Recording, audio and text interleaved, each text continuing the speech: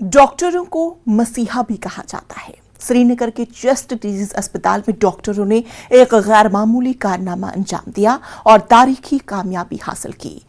पीर के रोज सीडी अस्पताल के डॉक्टरों ने एक 52 साल मरीज पर सख्त ब्रोनकोस्कोपी के जरिए ऑपरेशन करके और कामयाबी के साथ एक खास किस्म की धाती स्टंट लगाकर ये कारनामा अंजाम दिया।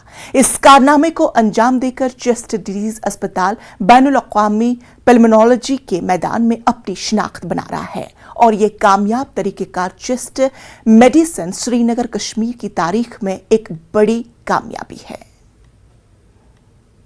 देखिए, रिजिड ब्रोंकोस्कोपी तो वैसे कश्मीर में पहले भी होती थी।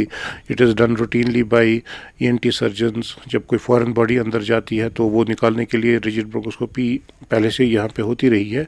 लेकिन in the field of pulmonology rigid bronchoscope का बहुत इंपॉर्टेंट रोल होता है इन थेरेपेटिक प्रोसीजर्स।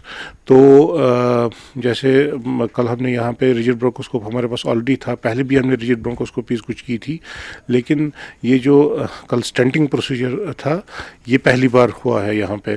तो ये पेशेंट जो हमारे पास आया था basically he was suffering from एक कैंसर टाइप ऑफ ग्रोथ थी, जिसकी वजह से इसकी विंड पाइप ब्लॉक हो गई थी।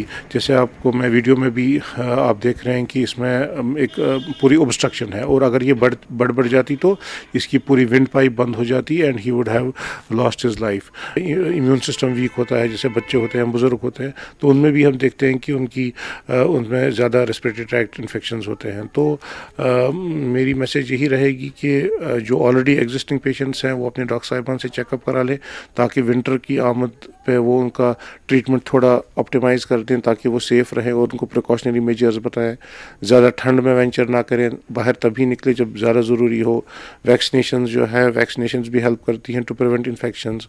और इसके अलावा जो हम घर में अंदर बैठते हैं तो वहाँ पे जो भी रूम, हम कोशिश रहती है कि हम कमरों को गर्म रखें।